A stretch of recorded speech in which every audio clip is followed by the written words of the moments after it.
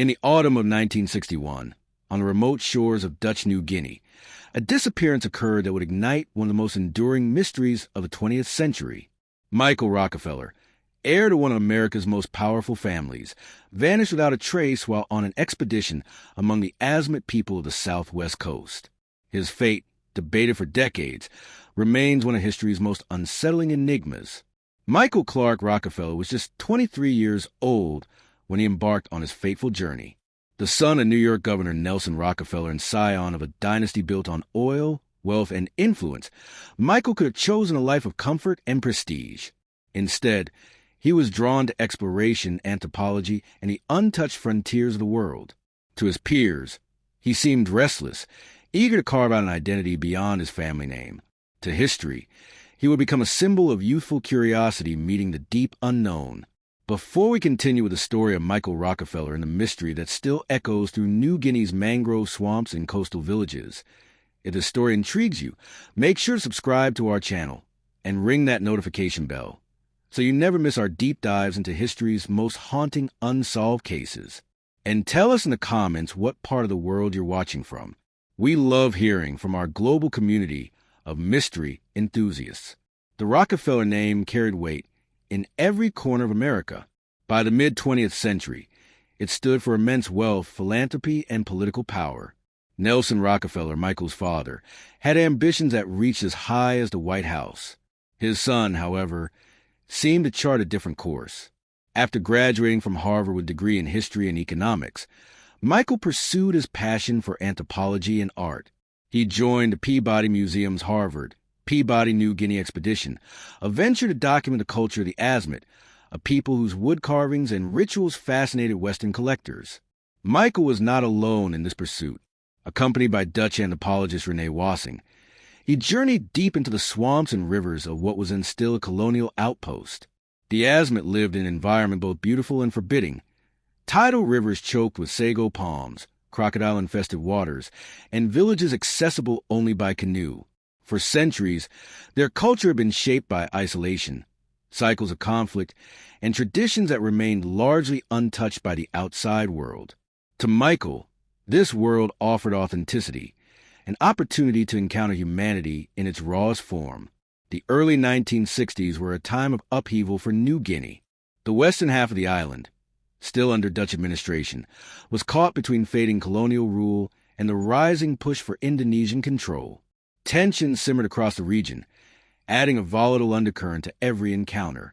Yet Michael pressed on, eager to collect Asmat carvings and immerse himself in their way of life. His letters home reflected both excitement and awe. "It's the desire to do something that hasn't been done," he wrote. "To test myself, to follow the call of the unknown." The story that would make Michael Rockefeller infamous began not with triumph, but with tragedy. On November 17th, 1961, Michael and Rene Wassing set out in a small catamaran on the Arafura Sea, near the mouth of the Betch River. The seas that morning were restless, waves breaking against the fragile craft. Two local guides, experienced in the coastal waters, accompanied them. Their mission was to reach a distant village, a routine trip by local standards, but a perilous one in the wrong conditions. Hours into the journey, disaster struck. A sudden swell overturned the catamaran, leaving the four men clinging to the hull as the currents pushed them further from shore. For over a day they drifted, exposed to the relentless sun and salt spray. Supplies were lost. Their only hope was rescue or escape. On the morning of November 19th, Michael made a decision that would seal his place in history. Strapping makeshift floats to his body, he told Rene Wassing, "I think I can make it." With those words, he slipped into the sea, aiming for the distant shoreline nearly 12 miles away. He was never seen again. The Dutch authorities launched one of the most extensive searches in colonial memory. Planes and boats scoured the mangrove coast, while officials questioned villages along the shoreline. For weeks, no trace was found. No body, no belongings, no final evidence of what became of him. Officially, it was concluded that Michael had drowned, claimed by the unforgiving sea. But as with so many tales of disappearance, the lack of proof left the door wide open for speculation. And speculation would flourish. The name Rockefeller carried too much weight. The The circumstances too strange, the silence of the Asmat too unsettling. Rumors began almost immediately. Some whispered that Michael had been swept out to sea, his body carried into the endless expanse of the Arafura. Others insisted he had reached shore and met a fate far more disturbing. The events of those days remain clouded by uncertainty. The official reports tell one story. Local traditions, oral histories, and later investigations tell another. Somewhere between the waves and the mangroves, Michael Rockefeller disappeared into history. But to understand what might have happened to him, we must step back into the world of New Guinea in 1961, a place of staggering natural beauty, ancient cultures, and tensions between tradition and modern intrusion. The backdrop of his disappearance is as important as the event itself, for it is in the details of setting and culture that the possible answers lie. If this story is already giving you chills, share it with a friend who loves mysterious history. And don't forget to hit the like button. It helps us keep uncovering these stories from the past. The jungles of New Guinea, stretching from mountain highlands to swampy coasts, have long been a stage where explorers, missionaries, and anthropologists have faced both wonder and peril. The Asmat, in particular, were renowned for their wood carving, artistry, and traditions that often brought them into conflict with outsiders. Their worldview, steeped in ancestral spirits, cycles of balance, and the memory of past clashes, would play a pivotal role in the theories that emerged about Michael's fate. And it is here, in these tangled mangroves and river villages, that the mystery of Michael Rockefeller truly begins to deepen. To understand the disappearance of Michael Rockefeller, we must step into the New Guinea of the early 1960s, a world that was, in many ways, as far removed from Manhattan skyscrapers and Harvard lecture halls as the moon itself. New Guinea is the second largest island in the world, divided between rugged mountain ranges, dense jungles, and swampy lowlands. Its southwestern coast, where Michael vanished, is a place of tidal rivers and vast mangrove forests stretching endlessly toward the horizon. In 1961, this was still a land only partially mapped by outsiders, a place where many villages could be reached only by canoe or on foot through waist-deep swamps. The Asmat people, among whom Michael traveled, had lived in this environment for countless generations. To the outside world, their carvings were objects of art. To the Asmat themselves, they were sacred, embodiments of ancestors, guardians of the living and bridges between the seen and unseen worlds. Their canoes, shields, and bish poles stood as testaments to their belief that life and death were interwoven, that the spirits of the departed must be honored and balanced. But the 20th century was pressing in. Dutch administrators, Catholic missionaries, and anthropologists were arriving in greater numbers. The colonial government sought to bring order to a land it barely understood. Mission stations dotted the rivers, outposts of a world that insisted on change. For the Asmat, this was not a passive encounter. Their history included cycles of conflict, retribution, and resistance to outsiders. In 1958, only 3 years before Michael's expedition, a Dutch patrol had clashed with an Asmat group at Asmat, leaving bitter wounds in memory and trust. The political landscape added another layer of volatility. By 1961, the Dutch were preparing to withdraw, pressured by Indonesia's claim to the western half of New Guinea. Local communities were caught between colonial rule, impending Indonesian authority, and their own traditions. It was into this landscape of transition that Michael Rockefeller stepped, young, curious, and determined to witness a culture that, in his eyes, existed untouched by modernity. Before we continue with the story, if you're fascinated by how history and mystery intertwine in remote corners of the world, subscribe to our channel. Ring that notification bell so you never miss our deep dives. And tell us in the comments, would you have dared to set out on a journey like Michael's? Or would you have stayed on safe ground? Michael's journey had begun months earlier when he joined the Harvard Peabody expedition led by Carl Hyder and Robert Gardner. The team's mission was to document Dani and Asmat cultures through film, photography, and artifact collection. For Michael, the carved shields, canoes, and ritual poles of the Asmat were more than museum pieces. They represented a way of life he believed was fading under the pressures of colonial administration and missionary influence. In letters to friends, Michael described long canoe journeys along rivers where crocodiles lurked beneath the surface and mosquitoes thickened the air. He watched ceremonies of dance and song, collected carvings with the permission of village leaders, and struggled with the realities of travel in such unforgiving terrain. Yet he was undeterred. He rode home with enthusiasm, declaring, "It's the desire to do something that hasn't been done, to test myself, to follow the call of the unknown." His companions noted his determination. Though inexperienced compared to seasoned anthropologists, Michael was willing to endure hardships, to sleep in huts open to insects, to wade through swamps, to eat what was offered. He wanted not merely to observe, but to immerse. It was this drive, part youthful curiosity, part hunger to define himself beyond his family's legacy, that carried him deeper into the mangroves and closer to the fateful journey that would define his name forever. The southwestern coast of New Guinea, however, was not a forgiving environment. The tides rose and fell dramatically, flooding entire stretches of land. Storms could appear without warning, whipping the sea into chaos. Navigation required skill and local knowledge, and even experienced guides sometimes struggled. For an outsider, these waters could be perilous beyond imagination. The Asmat themselves lived in longhouses, structures elevated above the swamp floor, each housing dozens of people. Their lives revolved around the river, for food, for travel, for ritual. The land was both provider and trap, filled with abundance but also with danger. Crocodiles slipped silently through the waters. The dense mangroves could conceal a canoe or swallow a man without a trace. It was here, in this complex and untamed landscape, that Michael Rockefeller sought to collect carvings and record traditions. And it was here, too, that the currents of history, politics, and culture converged to make his disappearance not merely an accident of nature, but a mystery that endures more than 60 years later. By late 1961, Michael and Renee Wassing had traveled extensively along the coast. They had spent weeks visiting villages, negotiating for carvings, and documenting daily life. Their mission was ambitious, their spirits high, but the environment was relentless. Supplies ran low, boats required constant repair, and the sea could not be tamed. And then came November, and the journey that would thrust Michael's name into legend.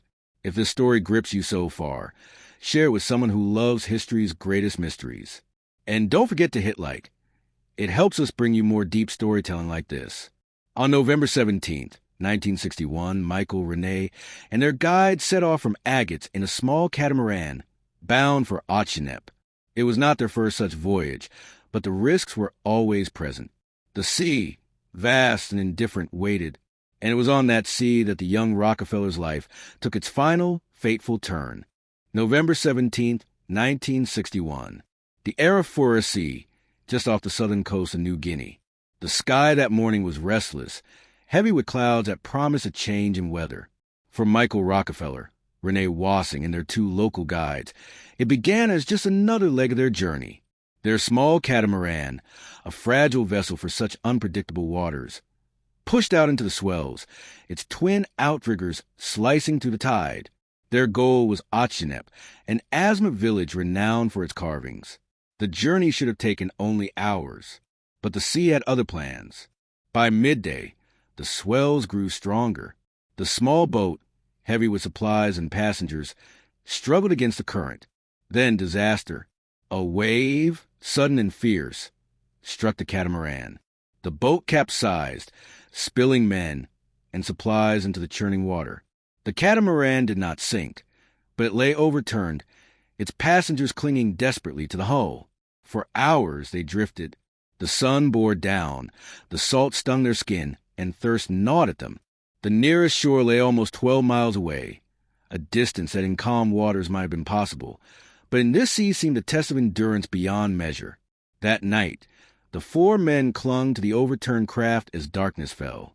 The guides prayed quietly. Renee Wassing, a Dutch anthropologist, kept his grip on the hull, weary but calm. Michael, restless, measured the distance to the shore. The next morning, November 18th, hope appeared. A passing canoe spotted the stranded men. The guides waved frantically, calling out. Help seemed within reach. But the canoe, filled with local fishermen, passed without stopping, perhaps unwilling or unable to assist in the rough waters. The men remained adrift. By the morning of November 19th, exhaustion had set in.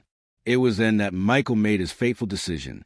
With makeshift floats tied to his waist, empty gasoline cans, He prepared to leave the safety of the overturned boat. Turning to Renee, he spoke calmly but firmly. "I think I can make it." Those would be the last words anyone heard from him. With steady strokes, Michael swam toward the faint line of mangroves on the horizon. Renee watched him go, the young Rockefeller's figure growing smaller against the endless sea. Hours passed. The shoreline never seemed closer. And then he was gone, whether swallowed by the current, overcome by exhaustion, or reaching land unseen. No one could say. Renee and the two guides remained clinging to the overturned boat until rescue arrived later that day. They were found, weak but alive.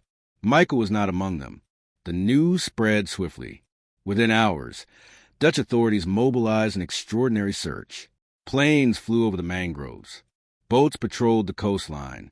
Missionaries and administrators scoured villages for any sign of the missing heir.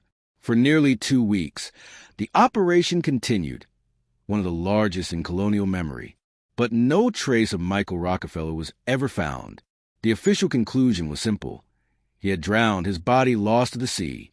To many, it seemed the only plausible explanation. But the absence of evidence, no clothing, no remains, no belongings washed ashore, left the mystery wide open. Before we continue, if this story already sends shivers down your spine, subscribe to our channel for more mysteries from history. Hit the notification bell so you never miss an episode. And let us know in the comments, what do you think happened in those final hours at sea? Did Michael make it to shore, or was he claimed by the waves? For Michael's family, the loss was devastating. Nelson Rockefeller, governor of New York, dispatched resources and contacts to aid the search. News outlets around the world followed every development, their headlines filled with speculation. To some, the story was a tragic accident. To others, it was the beginning of something far darker. Reports began to surface, whispers from the mangrove villages, fragments of testimony from missionaries and locals. Some insisted that Michael had reached shore. Some claimed he had been seen alive. Others suggested a fate that authorities hesitated to acknowledge. The Dutch government, facing political instability and the looming handover of New Guinea to Indonesia, maintained its position. Michael Rockefeller had drowned. Yet even among officials, doubts lingered.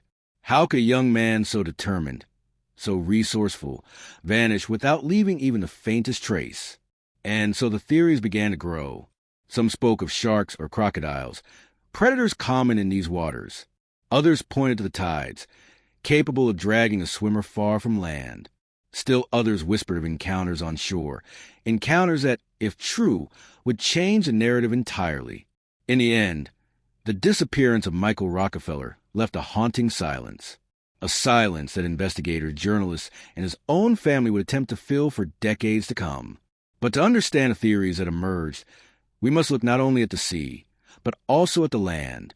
For the mangrove villages held their own stories. Stories of conflict, of balance, of encounters with outsiders that had ended in tragedy before. And some believe Michael had walked directly into the heart of that history. The official conclusion was clear. Michael Rockefeller had drowned. The sea, vast and merciless, had claimed him. But for many, that explanation never satisfied. The absence of a body, the silence of the mangroves, and the weight of Rockefeller's name fueled decades of speculation. What truly happened after he slipped into the waters of the Arafura Sea? To answer that question, we must look at the theories that have haunted this case for more than 60 years. The first theory is the simplest: drowning. 12 miles is a daunting distance, even for an experienced swimmer. The tropical sun, the salt water, and the relentless currents would have tested Michael's strength to its limit.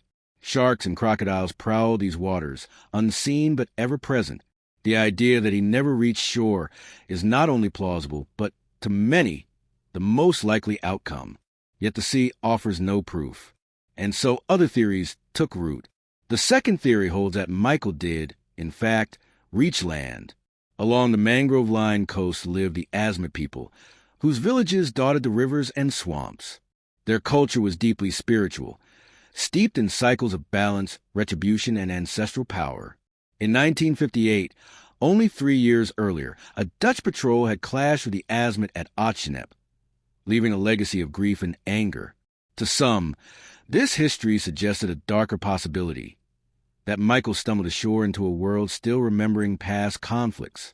Missionaries stationed along the coast heard whispers, stories told in hushed voices, passed from village to village. Some claimed that a foreigner had been seen, exhausted, staggering from sea. Others suggested that he had been captured, his presence interpreted not as chance, but as fate. The details shifted with each retelling, but the core remained the same. Michael had reached land, and what followed was a tragic end. Before we continue, if this mystery grips you, take a moment to subscribe and ring the notification bell. And tell us in the comments, which theory seems more convincing to you so far, the sea or the shore? In the 1960s, such accounts were quietly collected by missionaries and colonial officials. Some were dismissed as rumor. Others were considered too sensitive to publish. For the Dutch administration, the prospect of the son of an American governor had met a grim fate in an Asmat village was unthinkable. With independence struggles looming, they could not afford an international scandal. Decades later, journalists and investigators returned to these stories.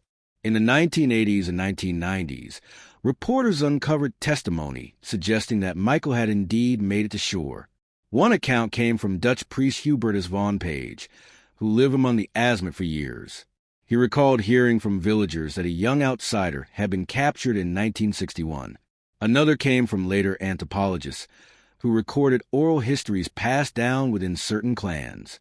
These stories, though never confirmed, spoke of an outsider whose arrival coincided with a need for retribution. Still, others pointed to a third possibility. Perhaps Michael did reach land, but succumbed not to conflict, but to the environment itself. Exhaustion, infection, or injury could have ended his life in the swamps, leaving no trace but silence. The mangroves of southern New Guinea are vast, their roots tangling like walls of a labyrinth. A single man, weakened and alone, could vanish there without a sound, his fate known only to the forest.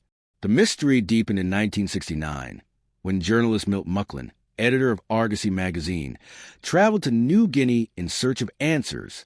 Mucklin had received a tip, a rumor that Michael Rockefeller had been seen alive years after his disappearance. His journey took him to villages along the coast, where he collected fragments of testimony. Some villagers spoke of a foreigner who had been taken in. Others remained silent. In the end, Mucklin found no definitive proof, but his reporting reignited interest worldwide. Years later, in 2014, author Carl Hoffman revisited the case in his book Savage Harvest. Drawing on colonial archives, missionary notes, and Asmat oral history, Hoffman argued that Michael had likely reached shore and become entangled in cycles of conflict and vengeance. His conclusion was unsettling, that the official narrative of drowning may have been a convenient cover for a truth deemed too explosive in 1961. And yet, despite decades of searching, no physical evidence has ever emerged. No belongings, no remains, no undeniable proof. Theories abound. Did Michael Rockefeller drown, claimed by the unforgiving sea? Did he reach shore, only to face a tragic encounter with the Asmat? Or did he vanish deeper still, swallowed by the mangroves and remembered only in fragments of story? The mystery endures because each theory holds weight and none can be proven. The disappearance of Michael Rockefeller remains one of the great unsolved mysteries of the 20th century. In the decades since 1961, researchers, journalists, and family members have all sought answers, yet none have been found. The official record closes with a young man lost at the sea. Theories suggest darker, more complex fates. Oral histories whisper of encounters in the mangroves. Investigators return again and again, but the truth remains elusive, somewhere between tide and forest, between silence and story.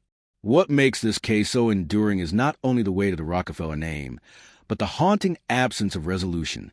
A promising life, cut short in youth, leaves behind a question that no search can fully answer. Did Michael Rockefeller drown in the Arafura Sea, never reaching the land he longed to explore?